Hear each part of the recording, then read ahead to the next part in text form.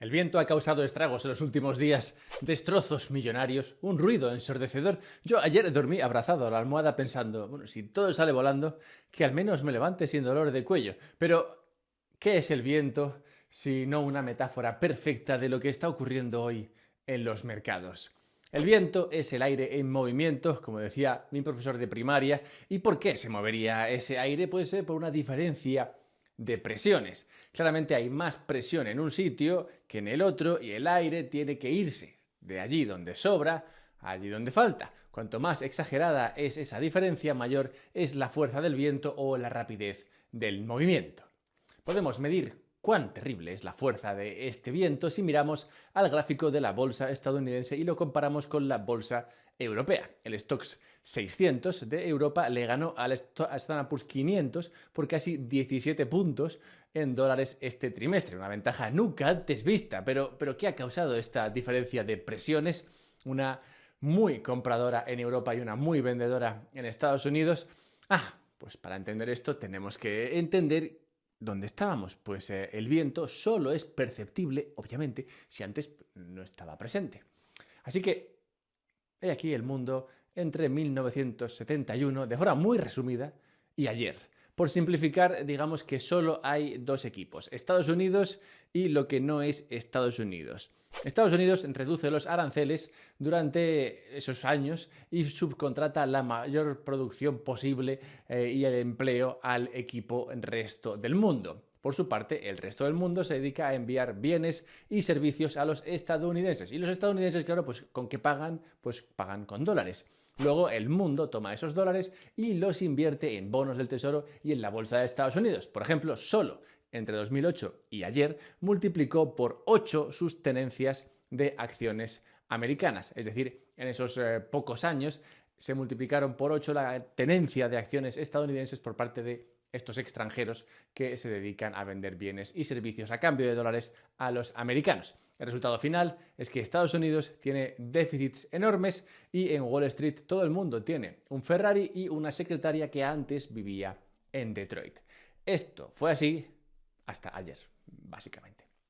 El status quo está en entredicho desde la llegada de Trump y esto ha hecho que la elevada presión en el mercado estadounidense busque una salida hacia zonas menos tensionadas, principalmente Europa, como mostraba ese gráfico anterior. Pero este vendaval también está teniendo un efecto empobrecedor, muy empobrecedor, entre los bitcoiners. ¿Y por qué? ¿Por qué? ¿Quién vende el Bitcoin para que éste no levante cabeza y qué puede traer un cambio de aires al activo? Pues si quieres dejar de ser beta y convertirte en el Bitcoiner alfa, dale like y escúchalo. Come hígado y toma el sol, pues todo el día.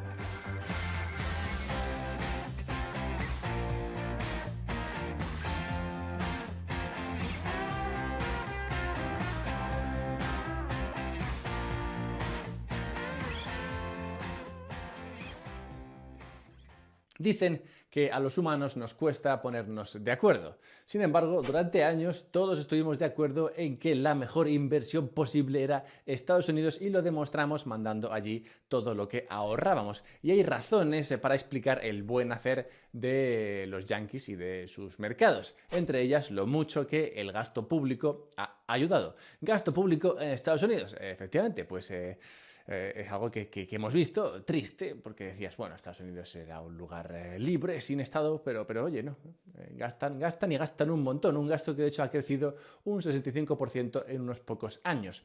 En los 12 meses hasta hoy, el gobierno de Estados Unidos incrementó ese gasto público un 12% frente a los 12 meses anteriores. Concretamente se gastó 750.000 millones de dólares más que en los 12 meses anteriores y ahora el nuevo gobierno se propone reducirlo un 0,1% en 6 meses. Que, oye, no parece mucho, ¿no?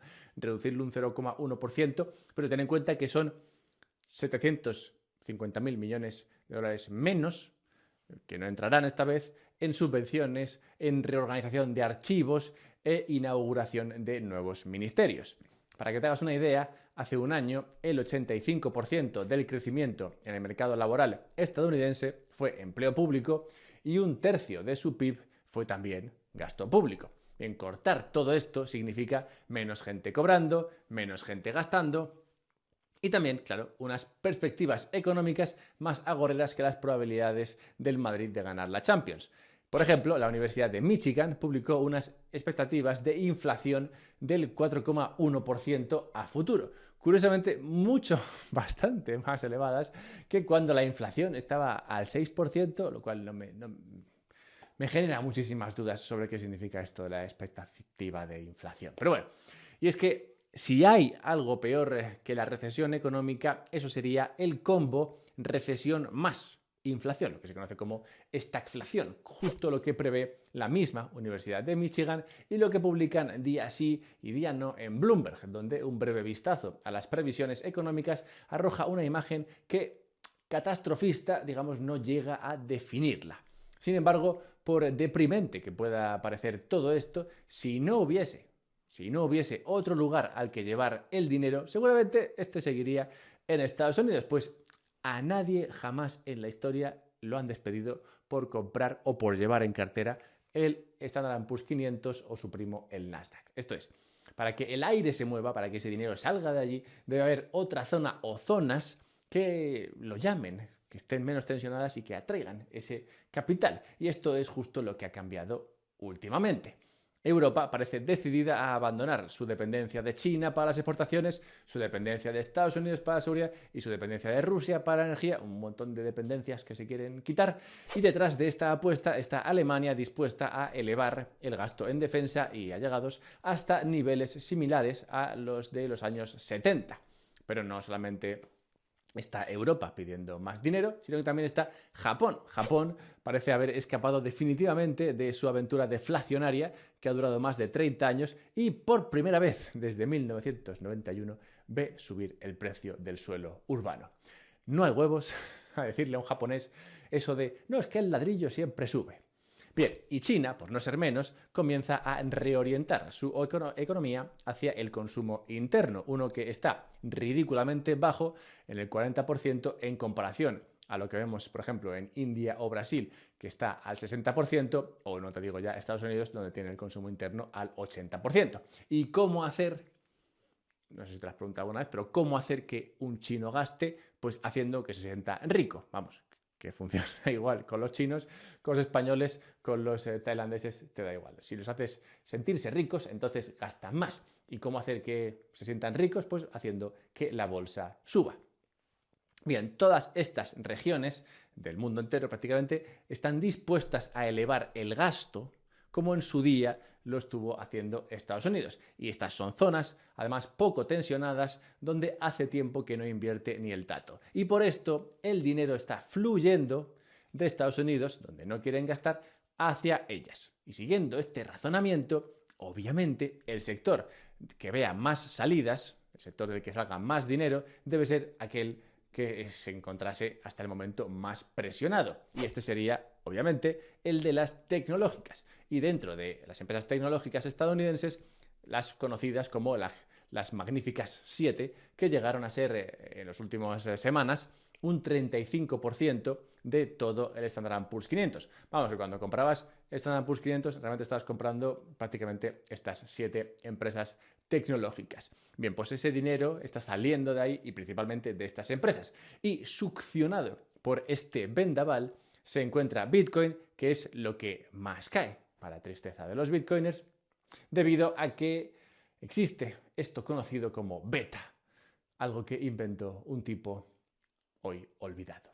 Y antes de verlo, si ya eres pobre, pero no quieres vender tu Bitcoin para salir adelante, algo que me parecería honorable, puedes pedir un préstamo respaldado precisamente por ese Bitcoin. Puedes ir a Firefish y decir, oye chavales, a ver, yo tengo Bitcoin, no quiero venderlo porque no me siento yo con ganas de vender mi Bitcoin, pero quiero dinero porque tengo que comprar pan.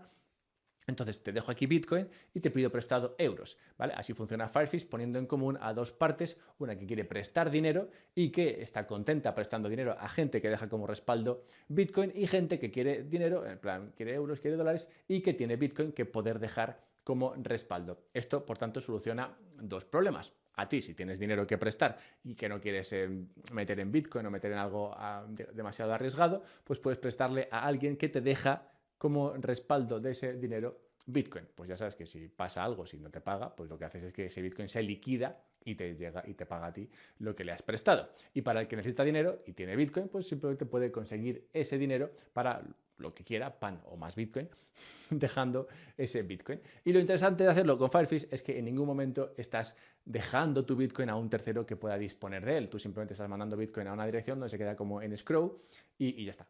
O sea que realmente Firefish no llega a tocar nunca tu Bitcoin, salvo que haya que liquidarlo y entregárselo al que te prestó el dinero. Así que usa el código UPSB para mejores condiciones en estos préstamos.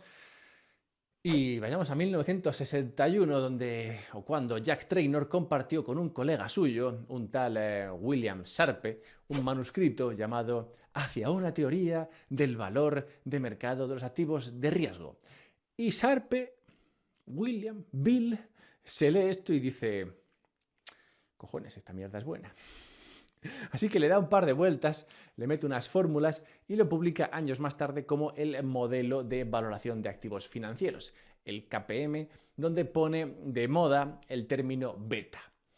La beta es un número que indica cómo se mueve un activo en relación a un mercado de referencia. Si se mueve más que ese mercado de referencia, entonces tendrá una beta mayor de 1. Si es menos, pues tendrá menor que 1. Y si se mueve exactamente igual que el mercado de referencia, entonces será igual a 1. Y esto, de la beta, es interesante más allá de para quedar bien en la próxima cena con tus colegas. Porque Bitcoin es un activo muy, pero que muy correlacionado con el índice tecnológico de Estados Unidos, el Nasdaq. Es decir, se puede considerar al Nasdaq el mercado de referencia principal para Bitcoin. De hecho, si observamos la correlación de Bitcoin con el Nasdaq y la comparamos con su correlación con el oro, podemos ver que por mucho que Bitcoin sea oro digital y todas estas cosas que a veces decimos, realmente para el mercado es más bien como, no sé, Amazon en formato blockchain o Tesla sin coches o el Apple de los tokens. Es cualquier cosa tecnológica, pero no es oro, porque contra el Nasdaq o con el Nasdaq tiene una correlación media del 0,4, mientras que con el oro tiene una correlación media del 0,15. Vamos, que casi la mitad de los días Bitcoin hace exactamente lo mismo que el Nasdaq. Pero esto no es en sí mismo lo interesante. No te creas que te he dado la chapa con el tema de la beta antes por nada. Lo que mola de verdad es poner en común Bitcoin, el Nasdaq, esta correlación que tiene tan fuerte con el Nasdaq y añadirle el tema este de la beta, lo que se inventó el pibe este, que luego le copió el otro, más o menos, y demás, para ver cuánto se mueve Bitcoin en la dirección en la que se mueve el Nasdaq. Bien, pues actualmente, si vemos esto de la beta, lo que vemos es que la beta de Bitcoin respecto al Nasdaq está por encima de 1, lo que significa, si has atendido hasta ahora, que Bitcoin ahora mismo actúa como una apuesta de alta beta sobre el Nasdaq, lo que quiere decir que amplifica los movimientos del Nasdaq, en esencia duplica la apuesta para aquellas carteras que mantienen ambos activos. O sea que tener Bitcoin y tener el Nasdaq, si te dedicas a la inversión y tienes estos dos, pues básicamente es como tener, no sé, más de 2 veces el Nasdaq. A estos efectos. Y por esto sí que despiden a gente. Fíjate, por tener 3 veces el Nasdaq, por esto sí que echan a personas. Curiosamente, Bitcoin, y esto es lo que quiero enfatizar, Bitcoin no tiene esta beta mayor de 1 contra el Nasdaq todo el tiempo. La tiene, la hemos visto que la tiene, pero solo tiene esta beta mayor de 1 cuando el Nasdaq, cuando este índice tecnológico está en un mercado bajista, como en el que se encuentra actualmente. Por eso, actualmente, esta beta es mayor de 1. Por su parte, cuando el Nasdaq está en un mercado que está consolidando, es decir, que ha subido y ahora no hace nada, o ha caído y ahora no hace nada, o está subiendo, aunque sea tímidamente, la beta de Bitcoin frente al mismo Nasdaq está de media más cerca de 0 que de 1. Vale, ¿qué significa todo esto? Por si te he perdido con tantos unos y ceros. Bien, lo que significa esto es que hay un montón de fondos de inversión. Y los hay porque Bitcoin ha subido mucho de precio. Y durante meses hemos estado hablando, no, es que Bitcoin ha subido de 60 a 70 y luego 80 y luego ha llegado a 100. ¿Cómo te crees que qué ha pasado esto? Bueno, en gran medida ha sido gracias a fondos de inversión que han comprado Bitcoin. Y ahora hay un montón de estos fondos que han comprado Bitcoin y han ganado dinero, y también hay un montón de fondos que han comprado Bitcoin y no han ganado dinero. Realmente no importa, el caso es que hay muchos fondos de inversión profesionales que han comprado Bitcoin. Y hoy todos estos están prácticamente obligados a vender Bitcoin si también tienen en cartera Nasdaq. Pues si tú ahora mismo sabes esto de la beta, lo de la correlación y demás, ya te digo yo que estos fondos de inversión también lo saben. Y más importante que estos fondos de inversión, lo saben los de compliance, que son la gente más terrible a la que te puedes enfrentar jamás, y también lo saben los jefes de estos inversores de los fondos de inversión. Y viendo cómo está cayendo el Nasdaq, no pueden tener, no les dejan tener en cartera algo que es como el Nasdaq, pero una especie de super Nasdaq cuando el Nasdaq cae. Y por esto están obligados a vender Bitcoin. Y esto tiene dos implicaciones muy importantes para Bitcoin, para tus ahorros y posiblemente para tu relación de pareja. La primera, y es que esto explica todo esto que he contado y quiénes están vendiendo, por qué estos venden Bitcoin y qué pasa con el precio de Bitcoin, por qué el precio de Bitcoin no sube, por qué cae tanto, por qué no hace nada como el oro. Bien, pues esto se explica por todo lo que he comentado. Por estas dos cosas. Bien, primera cosa. Esto explica que Saylor, por ejemplo, esté comprando, o explica que GameStop vaya a comprar Bitcoin. Y es que este tipo de comprador no es como el fondo de inversión que compra Bitcoin. Este tipo de comprador, el Saylor de la vida, no está preocupado por la beta, ni por la correlación, ni hostias, porque realmente entienden que la correlación entre ambos, entre el Nasdaq y Bitcoin, es algo temporal, ya que ambos activos son completamente diferentes, o sea, no se parecen en nada. Técnicamente, Bitcoin no es para nada como ninguna empresa que cotice, bueno, salvo MicroStrategy, claro, pero es que las demás empresas no es como una empresa tecnológica. Este mercado, por tanto, ahora mismo es un mercado de hodlers, que entienden que comprar Bitcoin ahora está bien, porque hay muchos que no son hodlers, que son fondos de inversión que compran el activo cuando sienten que es una buena inversión y lo venden cuando piensan que ya no es tan buena, y por tanto pueden aprovecharse de esto. Y por ejemplo, dentro de este mundo de holders, pues estarías tú. Pues al final, ¿alguien te ha preguntado a ti alguna vez por la correlación de Bitcoin? Pues no. Y por eso es posible que estés comprando. A día de hoy hay compradores, pero claramente hay muchos vendedores que son estos fondos de inversión. Y la segunda implicación, quizás o no más importante, es que Bitcoin puede empezar a recuperarse no cuando el Nasdaq empiece a subir de precio, sino simplemente cuando el Nasdaq deje de caer, cuando deje de salir dinero del Nasdaq. Es decir, cuando tras este vendaval que se está viviendo, este vendaval que tiene como objetivo, o que es el resultado de esta diferencia de presiones en distintos puntos del globo, se acabe. Cuando esto finalice, cuando llegue la calma y salga el sol, entonces Bitcoin podrá empezar a subir. Y antes de cerrar el mañanero de hoy, déjame recordarte un par de cosas. La primera, que hay una newsletter, te puedes suscribir a ella, es bien fácil, simplemente dejas un correo y ya está, suscrito, magia, y te puedes leer el último artículo que he mandado. Bueno, te puedes leer, de hecho, los últimos 50, pero el último lo mandé este fin de semana, un artículo en el que hablaba de la variable conocida.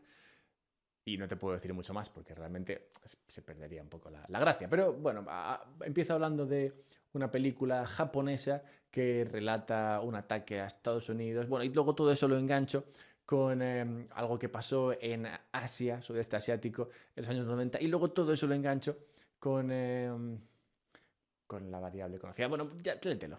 Bien, si te quieres dedicar a hacer algo inteligente e interesante con tu vida, puedes autocustodiar tu Bitcoin, y es que es posible que tú, como Saylor, como esta gente de GameStop y demás, tenga Bitcoin, oye, que puede ser, y si lo tienes, pues también sería buena cosa que lo autocustodiases. Que no te digo todo, pero al menos un poco sería bueno que tuvieses en autocustodia. ¿Por qué? Pues porque la autocustodia de Bitcoin no solamente es algo inteligente que hacer con tu tiempo y con tu vida, sino que es algo que te puede enseñar mucho sobre cómo funciona Bitcoin. Cuando tú estás trasteando ahí con tu propio monedero, realmente aprendes muchas cosas sobre cómo funciona esto.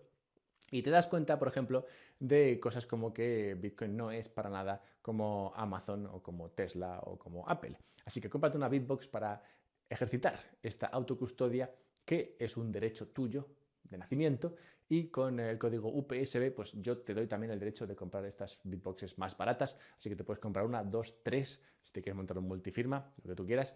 Todo eso con el código. Y cerremos del todo recordando el nacimiento en tal día como hoy de no otro que el filósofo René Descartes, vamos, que con su frase famosa esta de pienso, luego existo, trató de encontrar o demostrar, digamos, certeza en un mundo de duda radical, que es algo que quería recordar hoy porque es más o menos lo que intentamos aquí.